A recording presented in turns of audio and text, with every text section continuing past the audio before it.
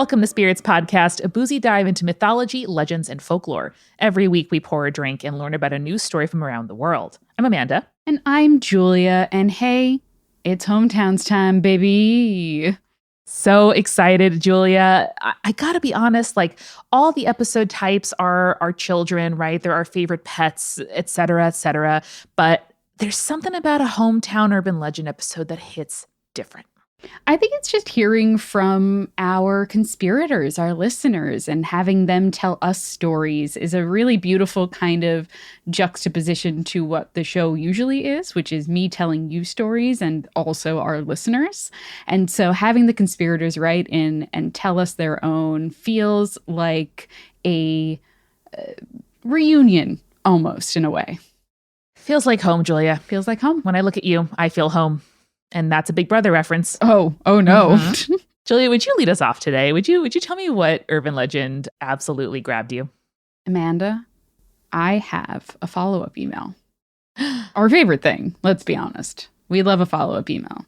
It's like in a Reddit thread where there is like the question and then you scroll down and you can see like 8 or 9 kinds of updates. That is honestly ideal because, you know, Op is in the comments. Op's going to tell you what's going on. Op is going to give you additional context that you didn't know you needed. And that is what it's like when you conspirators write in and then write in again.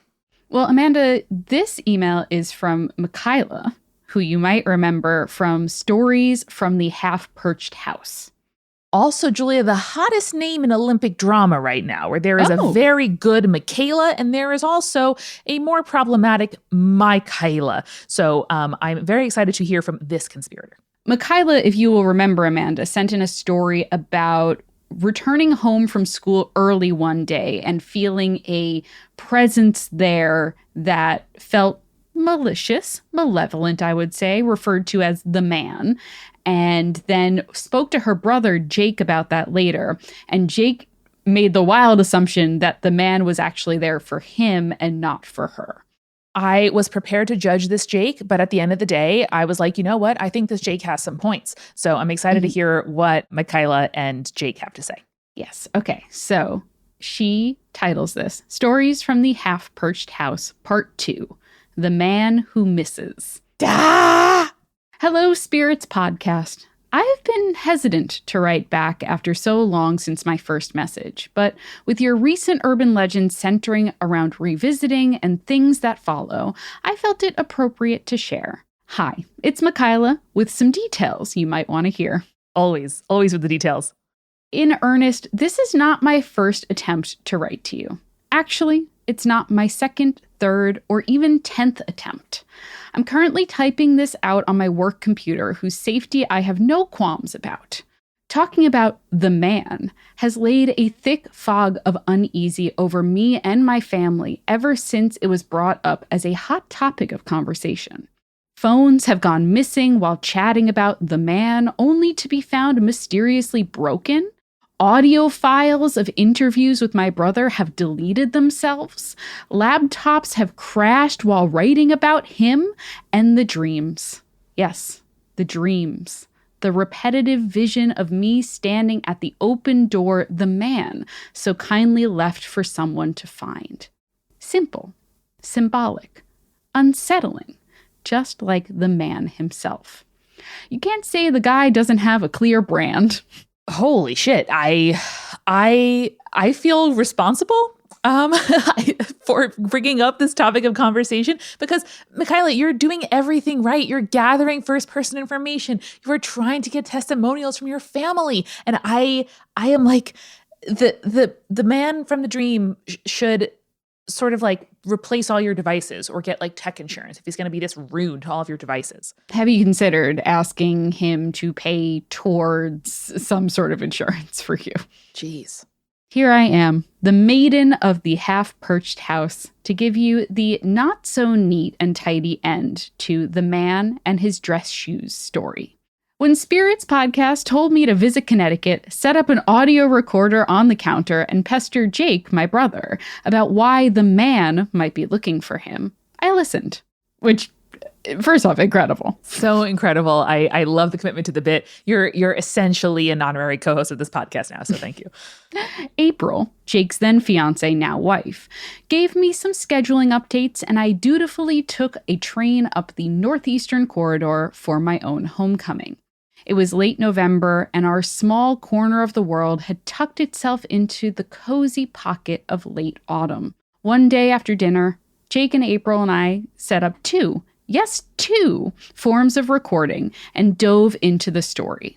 Like I mentioned earlier, both recordings are no more, but I remember a few very important things. Incredible. I don't know if someone's like carrying an EMP in their pocket, if someone's like dropping a Faraday cage over you when you hang out. But like we've talked about ghosts, Julia, that will like, scroll TikTok, that will like music, that, will mess with your computers, but never one that just like shuts down and erases all mention of it, which feels particularly sinister. Particularly demonic, I would say. Indeed. Number 1. Jake doesn't remember me telling him the man story at all. We have Jake's explicit reaction to the story. Oh, what do you mean? This isn't really anything surprising. He has a notably bad memory, and it happened over 10 years ago. I believe he said something to the effect of, quote, "Spooky things happen all the time. You telling me a story wouldn't have stuck out." Okay, fair. Very reassuring, brother. Because he didn't remember, and I never told April, she definitely moved into the half-perched house without any knowledge of the previous otherworldly visitor. Though I doubt you can spend any time with my family and not realize there's something haunting afoot. She did not need specificities to have a vague idea of what to expect, and I believe she is her own spirit magnet, so nothing would be new to her. So no wonder she found my brother.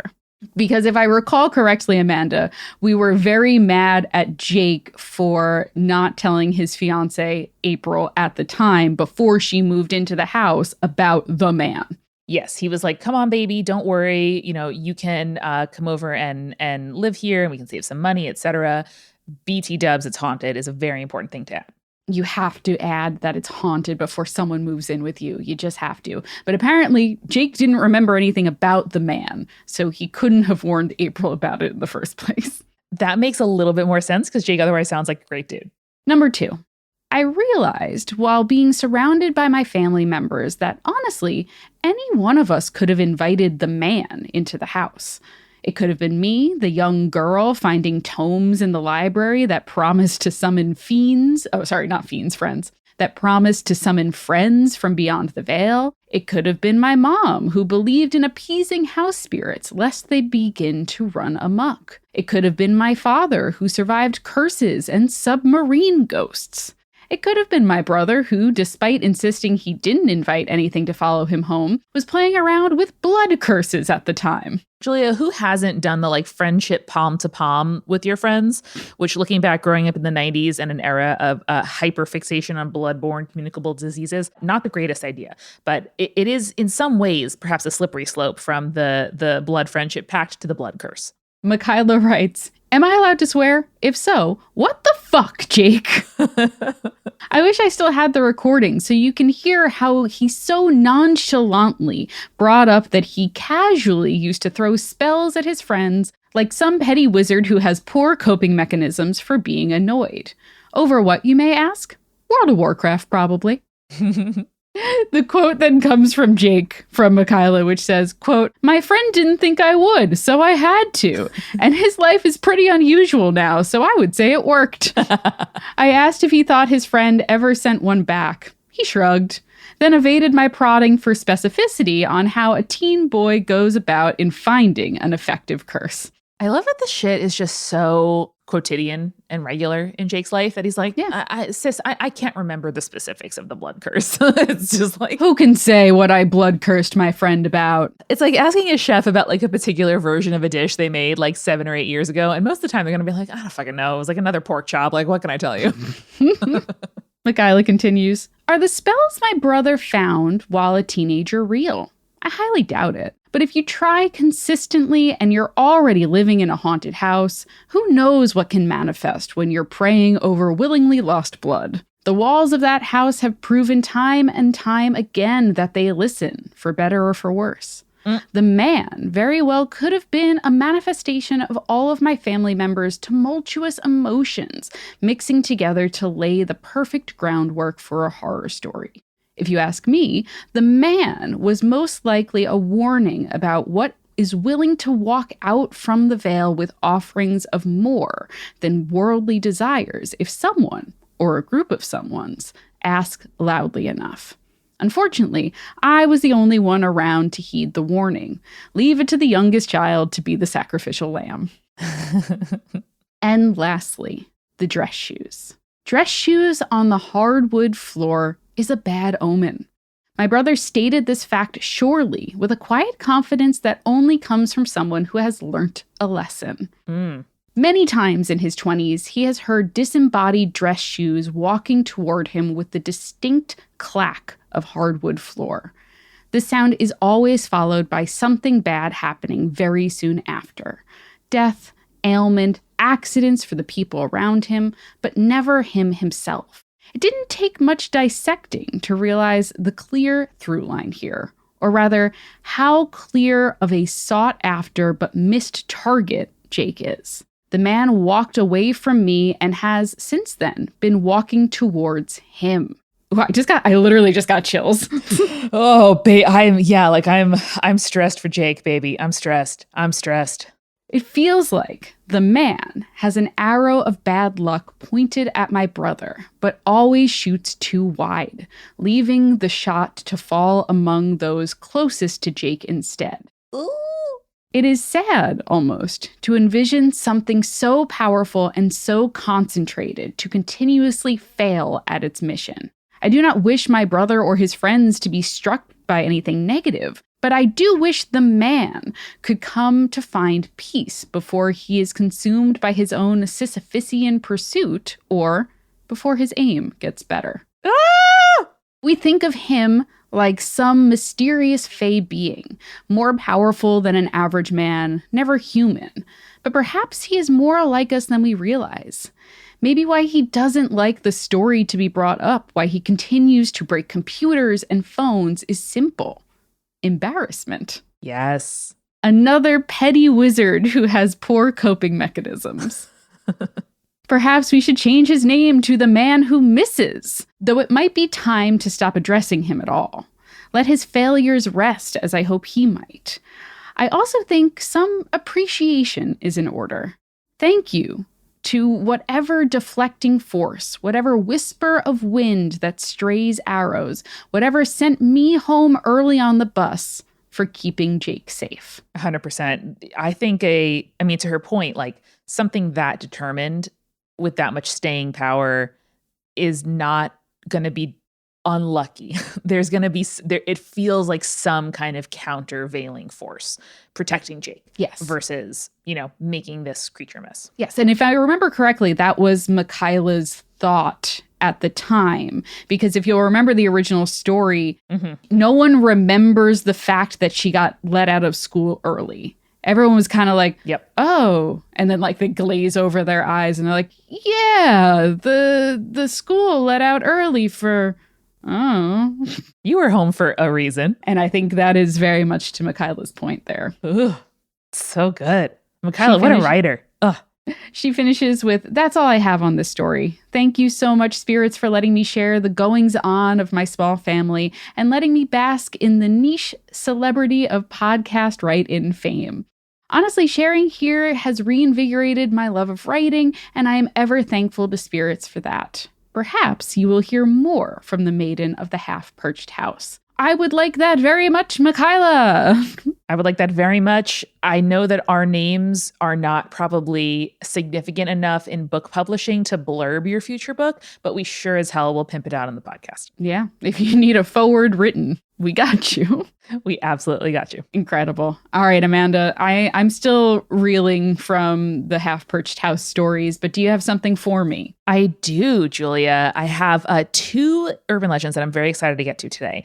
The first one is actually also a follow-up, so this is a great time to put it in, from patron Yay. Lauren H.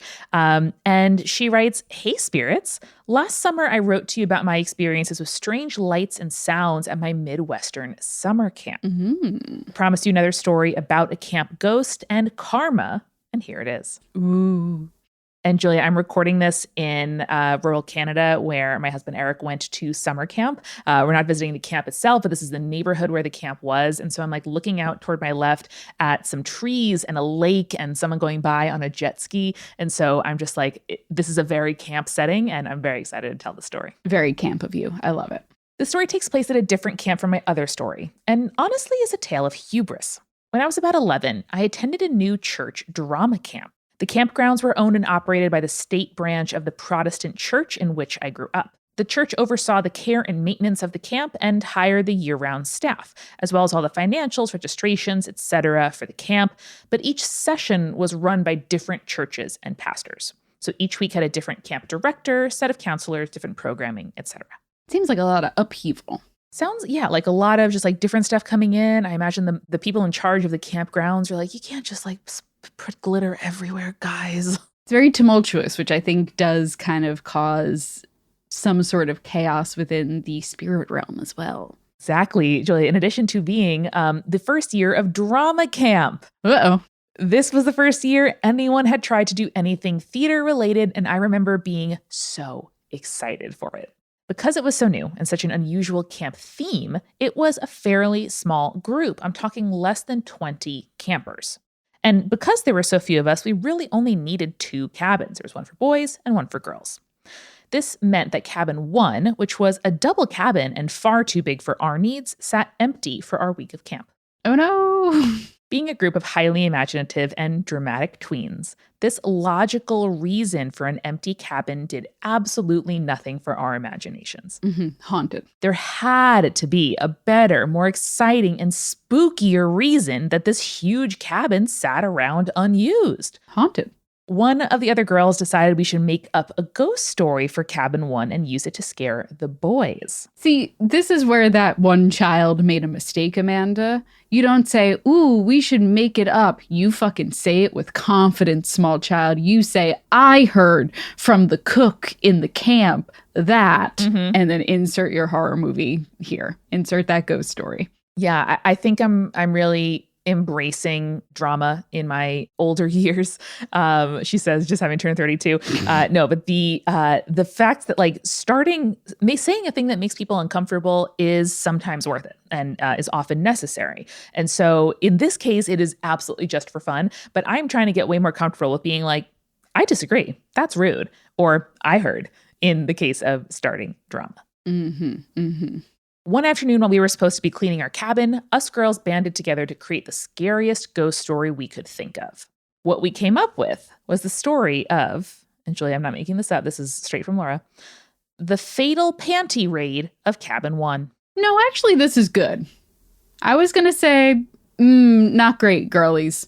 But no, I like this because if you want to discourage behavior by boys in the camp, you say these guys panty raided and then died. Exactly. So our story, many years before, cabin 1 had been a girl's cabin, and staying in this cabin was a girl named Minerva. This was the late 90s. A certain book chain made this popular. Uh-huh. One night, the boys of this camp decided to stage a panty raid on cabin 1. They stormed the cabin in the dead of night and wreaked havoc on the girls' belongings. The surprise of the attack was too much, and poor Minerva died from shock and had haunted cabin 1 ever since. No. I love die from shock. Just like, expired. Hey, it's like, all of the Gothic novels where they died of fright. Yes, exactly. Basically the same thing. I can't stress enough that every word of this story was dreamed up by us on the spot as we swept the floors and made up our bunks. Of course. And yet, Later that night, after dinner in the mess hall and over s'mores, we begged our counselors to let us tell ghost stories. Eventually, they gave in, and the ringleader of our little group, her face lit up with mischief as she told our story of Minerva. She channeled every ounce of tween dramatics that we've been honing all week long to tell the story, nailing every dramatic pause and story crescendo. Unfortunately, she may have done too good of a job, because when she reached the climax of the story and Minerva vowed her revenge on anyone who ever dared to stay in cabin 1 again, another of our fellow campers got too scared and had a little panic attack. Oh, I was going to say there's no way she did too good of a job, but I'm sorry for that little one. Julia, this was one of the people who had helped make up the story. Girlfriend. But don't you love that she was so into her friend's retelling that she's like, ah! And she's like really into it. I mean, to be fair, they're at a drama camp. You're supposed to be like giving realism, you know? Active listening. Yeah, you got to sell the hit in the stage combat. I'm so into it. This girl's a great friend. So story time was at that point shut down by our counselors, and we all unceremoniously got sent to bed. The rest of the week at camp passed uneventfully. I forgot all about Minerva and the story of Cabin 1. The next summer, I returned to that same campground for a second year of the drama camp, but I was the only person from the original group to do so. Yes. Ideal. This is exactly what you want. I continued to attend every year until I turned 18 and aged out of camp. I never again heard the story of Minerva passed around camp, and seemed that it had died with our little group. That is, until I returned as a counselor.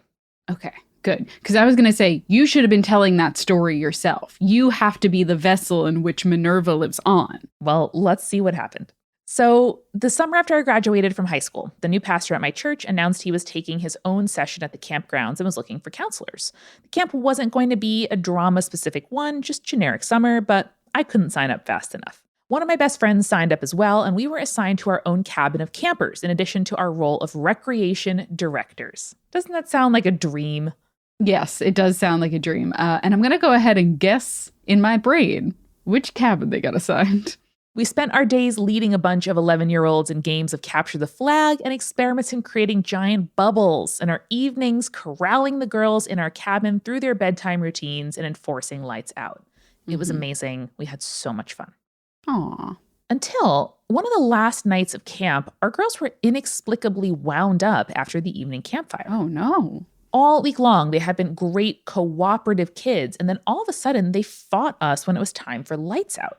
They took forever to brush their teeth. They forgot their water bottles in the mess hall, anything they could come up with to prolong the going to sleep process. Even after everybody was in their bunks and the lights were out, we had to scold campers for whispering with each other and turning flashlights on under the covers. Finally, we got everyone quieted down and went to sleep. This peace lasted maybe 20 minutes before the wind outside caused a tree branch to scrape against one of the windows, and half the girls started screaming. Nice. My friend and I threw on the lights, reassured the girls, tried to get them to calm down. And as we soothed the most upset ones, we asked the other ones what on earth had gotten into them. One of them finally told us.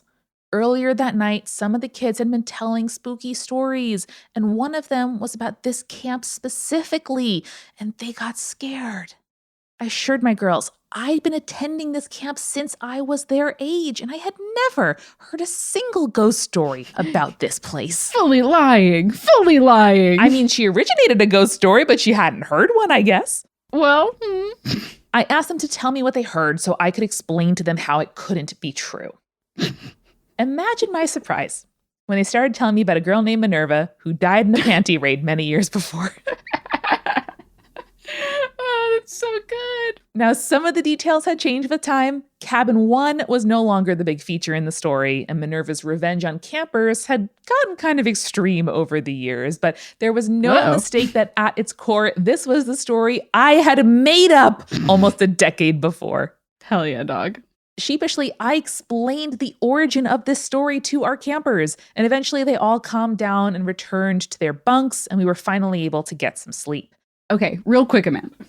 Imagine you're 12 and you're at a camp and you just heard a terrifying ghost story about that camp specifically. Yep. And then you are scared witless, let's say, and you're sitting there in your cabin and your camp counselor goes, "Oh, that's not real. I made it up several years ago." Don't believe it. Would you believe I don't believe them? it. Not for Yeah, one simply second. wouldn't Not for believe one them. second, Julia. No, not even a little bit. As a kid, you cannot imagine that adults were once kids. So I'm like, you were simply never a child, 18-year-old who is like the most adults I've ever interacted with. And B, I would absolutely not believe that I explained something that scared me and that the person wasn't just trying to like reassure me or shut me up by being like, oh, that one is made up. That one's made up. Yes, 100%. On the same page then. So to wrap up, Laura said, the next morning, the camp director asked us if everything was okay because he'd noticed the lights on late. I explained to him, and when he stopped laughing, he said, well, that's karma, and then went on with his day. I returned to camp as a counselor a few times over the next few years, and it never heard the story of Minerva come up again. Aww. I don't have any idea how that story was carried forward and how it stayed dormant for so many years, only to pop up that one time my first year as a counselor. I guess that's the real mystery of Minerva. Stay creepy, stay cool, Laura. What do you think it was, Amanda? Do you think it was like another one of those theater kid camps, like went home, didn't come back the following year, but maybe told like a younger sibling or something? I have to imagine it's a younger sibling or, theater kids run in similar circles. We know this. And so maybe at, a regional theater at school, whatever, this got transmitted somehow. It was like, oh, this like ghost story I heard at camp. And then, you feel excited that you know something about camp when you bring it to camp yourself as a camper later on. True. Okay, cool. I think that's the, I'm trying to think of it as like a family tree almost.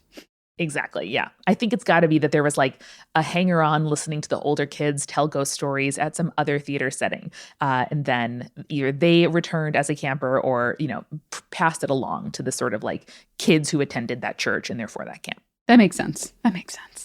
Oh, I love it though. Laura also says, P.S. I met you at your Philly live show. Thank you, Laura. And gave you a calathea plant propagation. How is it doing? Doing Yay. Gorgeous. In the office. I am loving her. Beautiful. Thank you again. I trust Amanda to take care of any plant we're given. Amanda, why don't we tell a few more stories, but as soon as we get back from our refill? Let's do it. Hello, everybody. Welcome to the refill. Amanda here. I would love to thank our newest patrons, Miriam and Madison. I love when there's alliteration in our new patron names. Thank you both so much for making some room in your budget to support Spirits with your Patreon dollars. Thanks as well to our supporting producer-level patrons, Alicia, Ann, Ariana, Hannah, Jane, Jeremiah, Nieselkins, Lily, Matthew, Captain Jonathan, Malachi, Cosmos, Sarah, and Scott, and our legend-level patrons, Audra, Bex, Chibi Yokai, Michael, Morgan H., Sarah, and BM me up, Scotty. If you would like to get thanked by name here on the show, if you would like to get the monthly bonus Urban Legends episode, the every other month advice episodes that Julia and I post, and so much more, like recipe cards and director's commentary for every episode, and even I see you who have been going through the archives and listening to the Amanda Poetry Corner episodes from many years ago, all of that is there for you as a patron. So join now at patreon.com/spiritspodcast. This week's recommendation is twofold, and you'll see very soon why. So first, I recommend having sick day foods on hand, the stuff that you want to eat when you're feeling sick. For me, that's Honey Nut Cheerios and light blue Gatorade. Okay, Arctic Freeze, come through, you know it. And having those things before I think I'll need them is the part where I sometimes struggle, where I'll think like, oh, I'm not sick, I don't need this. But then when I am sick, it's like, oh no, I need to get out of the house and actually get it. So highly recommend having that on hand. And secondly, I highly recommend watching or listening to or reading the most comfort of comfort shows when you are sick. I'm probably not the first person to tell you this, but I will tell you that the free supermarket sweep channel on Tubi is incredibly useful. I love it a lot, and that is the perfect sick day show. Now, here at Spirits, I know the weather is warm for us here in the Northern Hemisphere, but we're getting around to spooky season, okay? Now, we, of course, keep it spooky all year long, but, the folks who don't know as much about that, who aren't as dedicated to the spooky lifestyle as us, they are now starting to realize that, like, Halloween's coming up. And as always, we try to make things a little special for you every October. And so we are asking for more hometown urban legends. We have plans. We want to do some exciting things, maybe another wholesome episode, maybe some more follow-ups, but we need your messages in order to do that. So if you've been thinking about it, if you're visiting somebody, or if you call a friend or a relative and say like, hey, what is that spooky story from way back when? This would be a really great time to do it. So send them in now at spiritspodcast.com or directly to spiritspodcast@gmail.com. There's always something fun going on here at Multitude, and this week it's Join the Party, an actual play podcast with tangible worlds, genre-pushing storytelling, and collaborators who make each other laugh each week. DM Eric, Julia, myself, and our co-player Brandon welcome everyone to the table, whether you have never heard of Dungeons and Dragons or whether you used to play and you've kind of fallen off over time. One of my favorite compliments people give us about the show is that it feels like they are kind of scratching that itch of having a home campaign, even though their friends have moved or have kids or, no longer have the time to make D&D campaigns weekly like they used to. So we make it easy for you to learn how to play, and we even have after-party episodes where we answer your questions about the show and how we play the game. So truly, what are you waiting for, y'all? Pull up a chair and join the party. Search for Join the Party in your podcast app or go to jointhepartypod.com. We are sponsored this week by Marley Spoon, which is a meal kit company that is actually very personalized, which I really like. I really enjoy cooking, and whenever I've gotten meal kits in the past, I've sometimes been a little disappointed by like the variety of recipes, or it'll be like a lot of stuff that's based on, dishes I don't love. Like I'm not a huge pasta person. I know, I'm sorry. And so when there's lots of pasta meals, I'm like, it's not really, it just really hasn't done it for me before. So I am very excited that Marley Spoon has created the best tasting meal kit money can buy. And with the code SPIRITS, you can get up to 25 free meals. With Marley Spoon, you can choose from over 100 delicious recipes every week, from Cajun spiced chicken to poached salmon to butternut squash gnocchi. That sounds amazing. To my recent favorite, a vegan burrito bowl, because I can chuck in whatever else from the fridge that I want to use up. It's so delicious. They're totally customizable. So whether you're looking for vegetarian meals, family-friendly dishes, low-carb options, whatever, they even have a registered dietitian in-house to assess every recipe. I think my favorite thing about Marley Spoon is that it gets me to try new recipes without dropping like $30 on a takeout dish that I'm going to feel meh about if I don't love it. So I know I can like customize a recipe, I'm cooking for myself, but also I'm getting to try something that I wouldn't otherwise try. So it's a really good idea. I'll know when I'll be coming back from my vacation in a couple of weeks. I'll make sure I have a Marley Spoon order delivered so that I have, kind of saving myself that big grocery haul post-vacation. Nothing like it. So experience the most personalized meal kit today with Marley Spoon. Head to marleyspoon.com/offer/spirits and use code SPIRITS for up to 25 free meals. That's right, folks. Up to 25 free meals with Marley Spoon. One last time, that's marleyspoon.com/offer/spirits for up to 25 free meals. And make sure you use promo code SPIRITS so they know we sent you. And now, back to the show.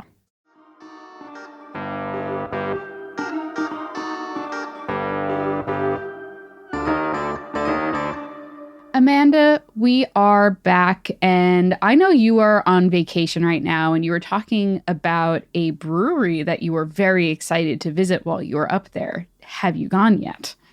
Julia, we were able to go to the one and only Genesee Brewing Company in Rochester, New York, creators of perhaps my favorite beer of all time, the Ruby Red Kolsch that they make every summer. It is so delicious. It's both like the crappy, cheap beer kids drink at parties at New York State schools, and also like a absolutely lovely taproom restaurant brewery.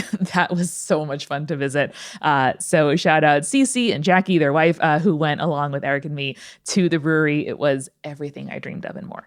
Amazing. I love that for you. I've been doing not as many local beers lately, but I will say I was at my beer distributor the other day to restock our Miller High Lifes for band practice. And I saw that my favorite beer, like my favorite summer beer, which is the Sea Quench Ale from Dogfish Head, rebranded.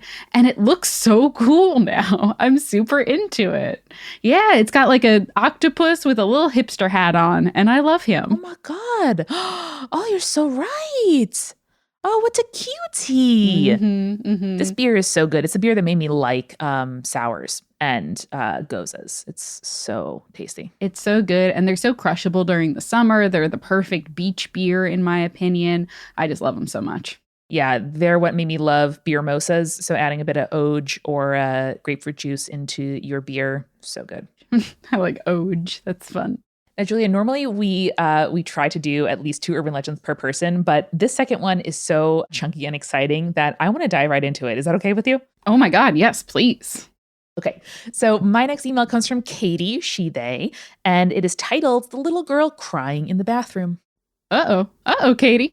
My name is Katie, and I've been listening to In Loving Spirit since 2021. I've thought about sending in my urban legends and ghost stories many times, but wasn't convinced that what I had to say was interesting enough. Oh, Recently, I felt more inclined to share, so I thought I'd start with this one. good. I can't wait to hear about it. You love to hear it. Thank you, Katie.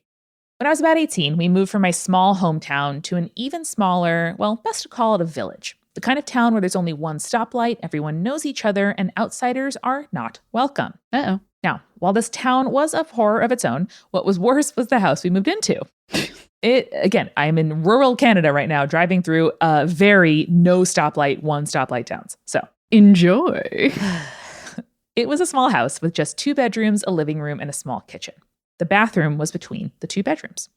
So each bedroom shared a wall with the bathroom. Important to note for later on. Mm-hmm. The house was built in the late 1800s and had stayed in the same family the entire time. In fact, some of that family still live next door. They began renting it out for some extra income since the house was too small for anyone in the family with their own family to use. Makes sense. So the story really starts on the one weekend where my parents went out of town together, leaving me and my dogs alone with the house for the weekend. Oh, I want to know how old you are and what the dog situation is like. I have so many questions. So Katie was 18 when they moved. So I would imagine 18. All right, this is an adult. At the oldest, 19, yeah. Now, I'd always gotten weird vibes from the house, but I hadn't seen any ghosts or spirits. When I was younger, I saw a lot of them. Oh. So I figured everything would be fine. Okay. So Katie's like, okay, well, I mean, this is not hitting, the normal ways that this goes bad for me. So we're fine. Nothing at all was wrong or unusual. That is until my sweet and very timid dog, Lucy, started to act weird. She was trying to come into my bedroom, but kept stopping outside the bathroom, which she had to pass by to get into my room from the hall. Mm-hmm. She would tuck her tail and run back to the couch every time she tried. After the 3rd time this happened, I walked over, rolled my eyes, and just picked her up, carried her into my room. Now, Lucy was a small and frankly weird dog, so I didn't really think much of this, but things kept getting weirder. Uh-huh. As I snuggled into bed with both dogs now in tow, for a second I could have sworn that I heard a squeaking sound, almost like an old faucet being turned. Oh, no. At this, I paused the show I was watching and listened carefully, shushing my dog, who was growling at the wall that was adjacent to the bathroom. No. Also, Amanda, do you do that often where you're like listening to something or watching something and then you hear a weird noise and you're like, and then the noise stops as soon as you pause the thing? I will sometimes have trouble differentiating between what I'm listening to in my headphones and what's going on in the house. And so if I'll often pause, listen to the house, unpause, listen to the show, see if it's something in the background of the show I'm watching. But yeah, no, it's what absolutely happens to me, Julia, is I'll have a problem with my computer. And then when I show it to Eric, it won't replicate itself. And I'm like, God damn it. It might be the man from earlier. Oh, God. No, I do that a lot, but I don't wear headphones around the house very often. So when I pause it, I'm like, all right, is this coming from my phone or is it atmospheric? And then I'm like, okay, is it inside the house or is it outside the house? And it's just like it's a game that I play with myself to make myself very scared. Yeah, well, that sounds regular. I do that too. Totally normal and cool thing to do. So Julia, like you, Katie continues, when I paused and listened close, and the dog had stopped growling, the house was silent. I would have been able to hear a pin drop. Mm-mm. And it was almost eerie how silent the very old house had become. I tried sort of shaking off the feeling of being watched that I was now feeling.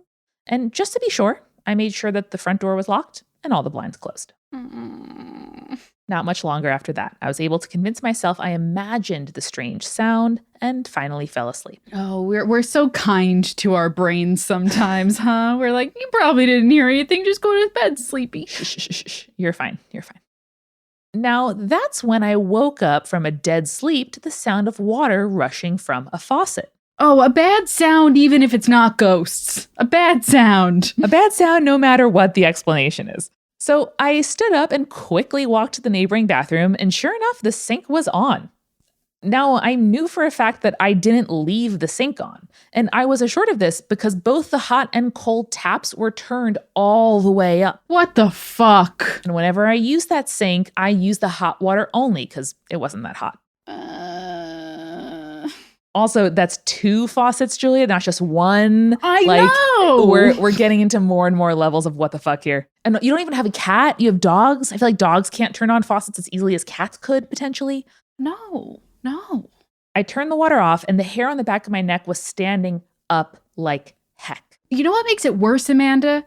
They described it as one of those like turny ones. Like I'm picturing like it's a circle and it's got like the knobs around it instead of like just the paddle. Yeah, like old-timey hotel. So the idea, that's much harder for like an animal to turn than like, you know, a cat goes psh, psh, psh, on a paddle one and then it's wide open, you know?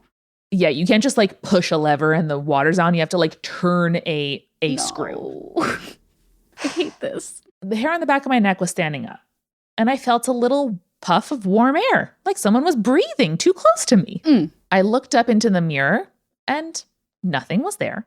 But frantically, I ran back into my room and slammed the door behind me. I mean, same. Big same.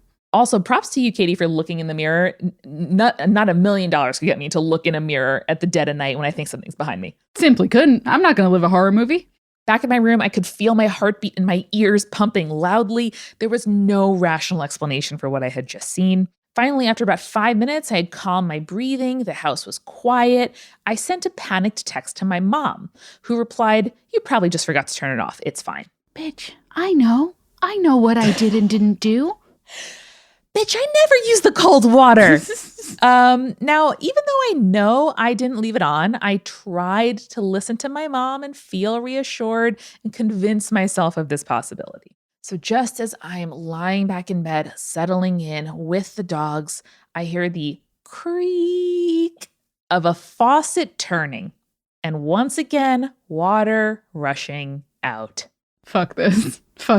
Not only because the water bill is going to be higher than it needs to be, but also that's terrifying. Also, like to your point, Julia, I have never heard of like an old-timey faucet with like a top you have to turn, opening on its own. Like you closed it all the way. I'm going to ask Jake about this, like if there's some way that like the pressure could turn it or something like that. But or like even if the thread is loose, like you can tighten it manually. Yeah. Like 5 minutes later? No. No. And again, we're assuming that it is going full blast. Katie took a deep breath, opened the door, and as soon as she did, she says, "I hear a little girl's giggle emanating from the bathroom." Nah. Every part of me was screaming to run, but instead I headed right back into that old bathroom. And wouldn't you know it, the water was running. Here's the worst part, though. This time as I entered the bathroom, my Bluetooth speaker turned itself on, and Lana Del Rey's rendition of Once Upon a Dream starts playing. Oh, ghosts. I don't like when you have a sense of humor. I'm not a fan of that. I shut off the water, and abruptly the music stopped. I heard another giggle from behind me, and the distinctly whispered phrase, "Let's play." I would say if we're gonna rank terrible things a ghost can say to you, Get Out, pretty fucking high. Get Out's bad. I think Let's Play is maybe second or third. It's pretty bad. I mean, maybe my own name, but I think just someone saying my name would make me instinctively want to like burn that house down less than a whispered "Let's play." Let's play. No, fuck that. Fuck that. Fuck that. Never play with me. Never. No, don't talk to me. Before I could really think about it, I just replied, let's not. Voice shaky. Quality response. I love it. Shout out. The giggling stopped, and I felt like I had been freed, like there was no longer anyone watching me. I spent the rest of the night curled up in as many blankets as I could with my dogs, terrified to go to sleep. I told my parents about the event, but they are convinced I just had a very vivid bad dream. No. And I started to believe them until I did some research at the library. Like a true horror movie character. Katie, this bitch is at the library. I love her. I love her. I love when we're Googling things, when we're going through some microfiche. I love that for you. I was going to say, this bitch is at the microfiche. She is like figuring out the old newsprint. She has got this. Katie knows what they are about. Katie, I love this for you. I found out at the library that way back in the 1800s, a little girl had drowned just up the street while playing in the creek. Now I think she was lonely, knew that I was alone too, and came for a visit, along with plenty of water. Okay. Sure. If you say so. Hope you liked my story. If you did, I have a few more, including one with the blue man and a witch's curse. I want both of them. I want both of them. Thank you so much. Stay creepy, stay cool, Katie. Thank you so much, conspirators, for writing in. This has been a very good, very wholesome follow-up. And by wholesome, I mean like fills the hole in my heart that needs a scary urban legend for being alone in the woods tonight. I mean, Amanda, I'm sorry, but also you're welcome, I think is how I'm feeling about that. I'm so excited. I already asked Eric if we can drive around to look at the stars, because I don't often get to be in a rural enough place that there isn't light pollution. And so we are, in fact, planning, Julia, on being quiet in the dark, ideally alone, looking up at the sky. And I'm going to try to listen at the same time. I feel like you're just asking for ghost children to push your car like near some train tracks. I'm not going to leave it in neutral under a bridge, lights off. A, because that's very dangerous, and B, because I'm not fitting to get handprints on the back of my car.